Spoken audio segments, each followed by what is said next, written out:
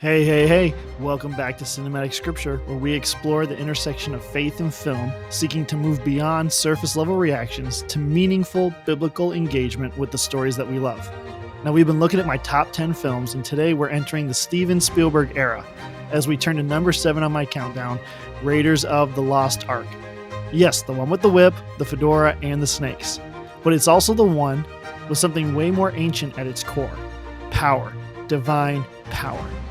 And the question is, what happens when we try to possess what was only ever meant to be revered? This is Cinematic Scripture, where faith and film get a seat at the same table. I'm Cyle. Let's roll film.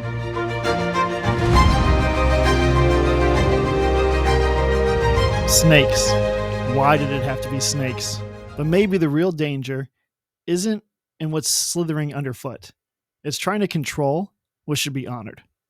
Raiders of the Lost Ark asks us, what happens when we try to possess what was only ever meant to be revered? Let's look at it. So if you've seen the film, it's a classic action adventure. It probably set the tone for a lot of action adventure films. It is just such a fantastic film from start to finish. Start in 1936 is the setting of Raiders of the Lost Ark. Dr. Jones, Indiana Jones, he is a whip-smart, risk-taking archaeologist. All right, he races against Nazi Germany to retrieve the Ark of the Covenant, but the story isn't just about the chase. It's actually about belief, reverence, and the danger of trying to control the uncontrollable. Now, this film opens with a classic adventure set piece. The jungle temple, he goes in, the spiders are on him, he avoids the light, he jumps over the cavern with his whip, his buddy's going with him. There's jungle temple, there's booby traps, and betrayal. This is here where we meet Indiana. Okay, he is resourceful. He's fearless. He's confident. He outwits the traps. He escapes with the idol, only to lose it to his rival, Belloq.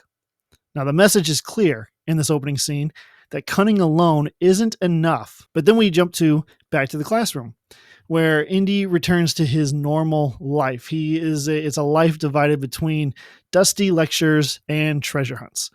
But the balance is upset. It's disrupted when the government shows up, when government agents show up and task him with finding the Ark before the Nazis do. The Ark of the Covenant, the one, as Indiana Jones would say, haven't you guys ever been to Sunday school? The one from the Bible. Yes.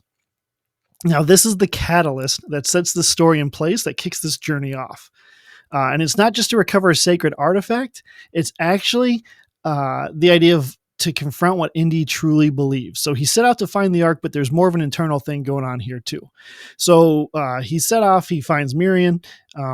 They have banter back and forth. She decides she's going to be his partner. And then we jump into Act 2, where Indy faces extreme challenges. He faces hostile armies, cryptic maps, and betrayal.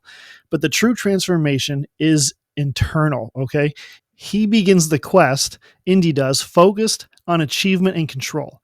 And he actually uses Marion to get what he needs. He's ready to trade human connection for professional triumph. But something actually shifts in him as the story goes on. If you remember, he's given the chance to rescue Marion. He finds out she's alive. He's given the chance to rescue her. And he's about to do it, and he stops. And he actually leaves her behind. And he says, Marion, if I let you go, they're going to comb the desert for us. I've got to find the Ark first. All right? So he actually believes that the Ark is more important than her life. But later in the film, towards the end, he's faced with a choice again. He actually pulls a rocket launcher out, and he says he's going to blow up the Ark, and all he wants is the girl. So he's choosing to destroy the Ark to save her. That's the choice he's facing. But he hesitates, and that's the crisis of the film. He's wavering between the artifacts and between human connection. And for the first time, the relic actually becomes secondary to the person. He's willing to blow it up, but he doesn't. He doesn't to save Marion, which then leads us into the climax of the film. The Nazis open the Ark of the Covenant in this grand spectacle of power, only to be consumed by it. Indy survives, not by intellect, but by action, actually. He doesn't survive by intellect or action. He survives by surrender. He actually closes his eyes, and he urges Marion to do the same. And it's this act of humility, this moment where reverence, not conquest, is the only way for Indy to survive. It's the only way through, and he does it. And by the end, Indy doesn't get the glory. The Ark is actually boxed away, hidden from sight. But what Indy does gain, is something far more important.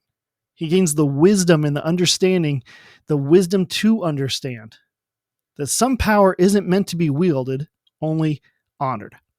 Now, if we were to look at this film through the context of our five-step framework, this would be the progression of Raiders of the Lost Ark. This would be the arc the movie flows through. So first we have the world. We have an archaeologist slash teacher who hunts for artifacts like treasures to be won. The disruption is he's hired to track down the Ark of the Covenant. The action he takes is to search for the Ark and to stop the Nazis from taking it. His opposition is the Nazis. It's Belloq. You could argue it's Marion early on, but it's mostly the Nazis and Belloq. The new world that we come to at the end of the story is Indy hunts for treasures, but now he respects their power. So that's kind of a structure, the structure of Indiana Jones. Again, great film. I think it's fantastic from start to finish. It just goes, and it's just such a fun adventure. So that's kind of the structure of the film. But we want to hear what the story says before we bring in theology.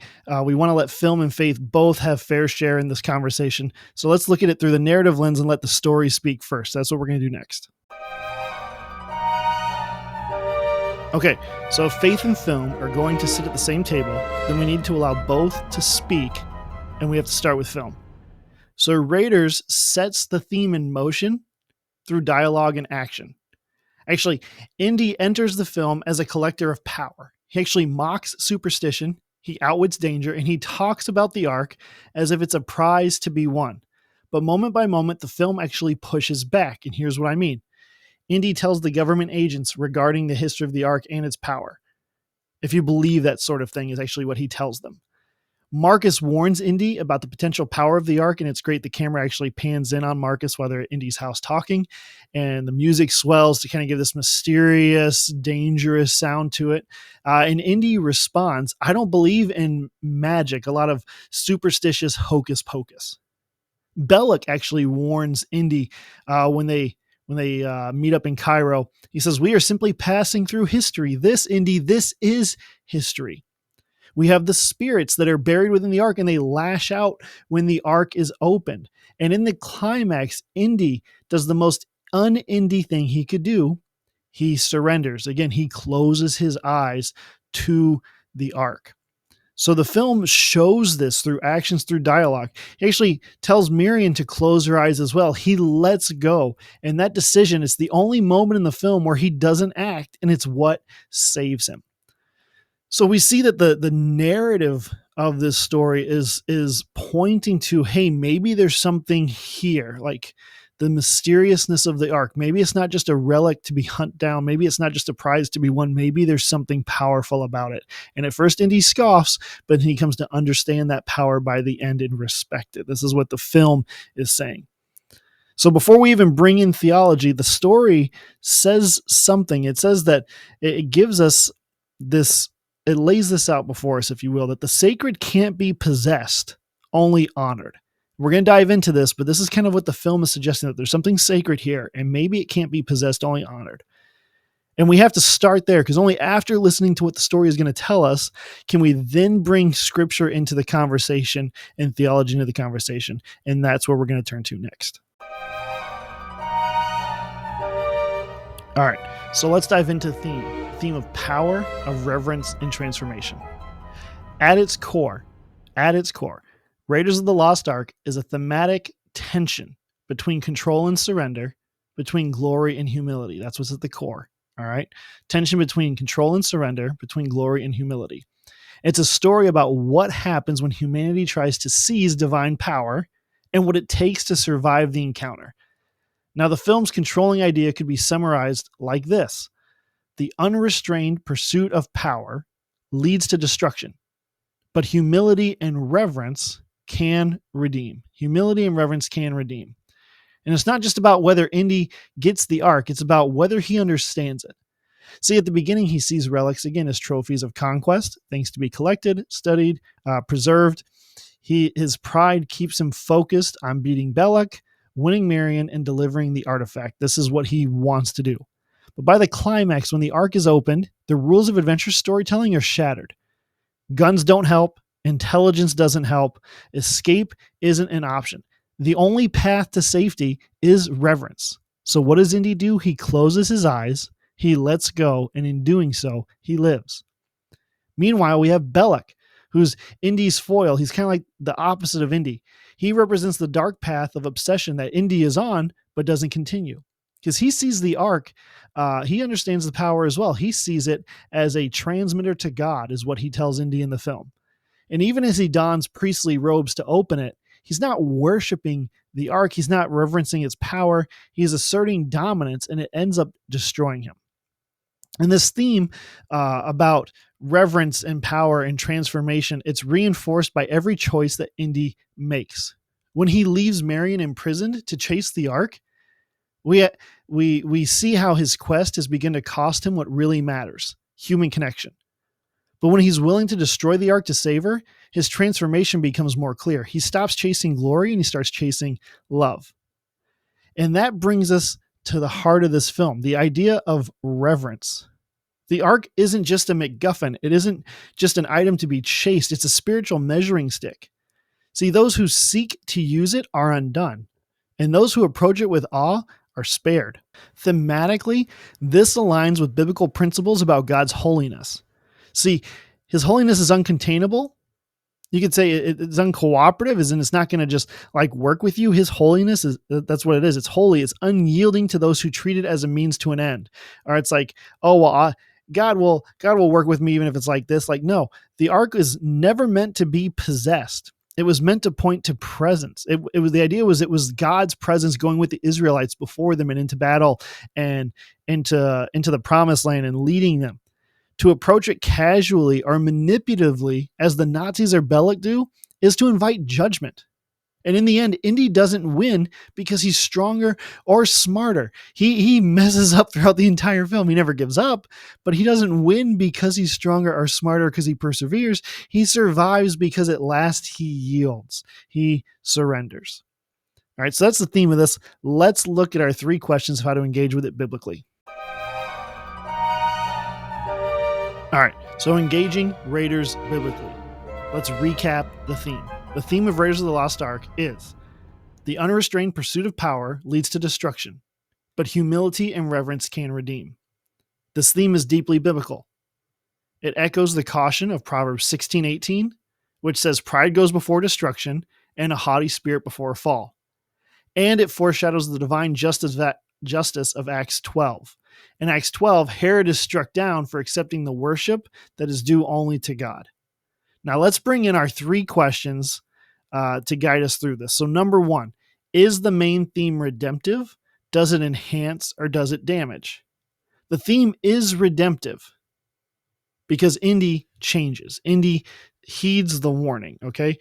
He shows the positive side of the theme while Belloq shows the negative. Indy begins the film acting like a thief of sacred things. He takes, he boasts, he competes, but by the end, he lets go.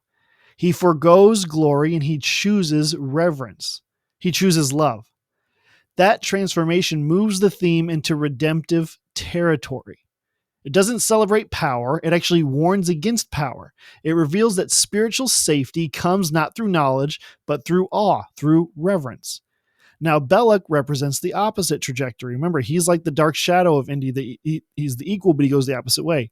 He understands the Ark's power, but he misuses that knowledge for control, and it devours him. His end is actually a warning that power without reverence is judgment. So yes, the theme is redemptive because our main character, Indiana Jones, understands the power of the Ark, and he submits to it, and he's reverent to it. So it does enhance, it does redeem, because through the character of Indy showing that. Second question that we should ask is, in what realm is the story set? Is it darkness, transition, or kingdom? So the story actually operates in the realm of darkness. Nazis pursue the sacred objects as weapons of war. There's grave robbers who manipulate ancient cultures. Governments misuse divine things for political gain. Just look at the final image of the Ark, boxed up and forgotten in a sea of bureaucracy. Okay, so the film is set in the realm of darkness. You could say Indy, his Ark is set in one of transition. He moves from self-assured secularist to a man who bows, literally and figuratively, before what he cannot understand. And his journey parallels stories like Job, who ends up not with answers, but with awe and reverence. So while the story's set in darkness, it does flash with moments of transformation because there are others who even notice the power of the Ark and comment on it. Again, Marcus does it. I'm pretty sure Cyle does it a little bit. But it's proof that even in a world obsessed with power, reverence can still spark redemption. So this is set in the realm of darkness, but Indy has moments of transformation because of his character. Third question we need to ask to engage Raiders biblically is, does the film communicate truth or lies? So, yes, Raiders is pulpy, it's loud, it's thrilling, it's so good. It's so good. Every time I watch this movie, I'm just grinning ear to ear. I think it plays so well, the way it introduces Indy's character and the flow of it. It just doesn't let up, and it's just so well done. Spielberg and Lucas, just great team. All that said, all right, it's pulpy, it's loud, it's thrilling. It does tell us a profound truth. There are things you can't tame, and the more you try, the more they undo you. Now, from a biblical perspective, that truth matters. It's very true what the film is communicating. The Ark was the physical sign of God's covenant presence to go before his people. It was a sacred object that required holy preparation to even approach it. The book of Leviticus warns of death for touching it or misusing it in an improper way. Uzzah learns this in 2 Samuel 6, where he reaches out to catch it as it's falling, the ark, and he is killed. Belloq learns it as he bursts into flames. All right. The film doesn't reduce the supernatural to superstition. It confirms it. If the film just gave signs that, hey, this could be supernatural, hey, there could be something to this, and then he opens it and it's just dust and there's nothing, and the film concludes a different way, then yes, then the film would be reducing the supernatural to superstition. But it doesn't. Belloq opens the ark and it consumes him and all the Nazis. So the film actually confirms the supernatural in that way. And not only that, it suggests that belief matters. Not shallow belief, but reverence, because Indy is spared because he closes his eyes in reverence. He doesn't demand proof that the ark is powerful. He yields to the ark's power. That's some real theological ground right there. So the film communicates truth. The theme is redemptive. It's set in the realm of darkness, and Raiders of the Lost Ark communicates truth. Now, Raiders of the Lost Ark is more than an action movie, and it's a very good one, but it's more than that. It's a story about how we approach power, especially divine power. It invites us to ask, are we trying to control God, or are we surrendering to him? We live in a world that glorifies conquest, success, followers, influence, control, but the gospel calls us to do something very different. It calls us to be reverent. It calls us to reverence, to humility, to surrender. Jesus didn't seize power. Jesus laid it down. He laid down power. Philippians 2 tells us he emptied himself. That's not weakness, that's truth. Indy didn't win by seizing the ark. He was saved by letting it be what it was meant to be, which is holy, untouchable, and beyond human control. That's what Raiders is telling us. So the next time you watch Raiders, hey, enjoy the adventure because, man, it's a good one. But the deeper question, let it settle in your heart. What sacred things have you tried to control? And what might change if instead of trying to control, you closed your eyes and you trusted the one who holds the power? That's what Raiders asks us. All right, so we just watched Indiana Jones, Raiders of the Lost Ark. After the credits roll, what do? We sit with the story. As I sit with the story of Raiders of the Lost Ark, I'm reminded that faith and film both say something to us. They both ask us something, but only when we let them speak to each other. The story isn't just about buried treasure or heroic escapes. It's about reverence and about the danger of trying to manage what was never meant to be controlled. It's about what happens when we reach for the sacred with pride still in our grip.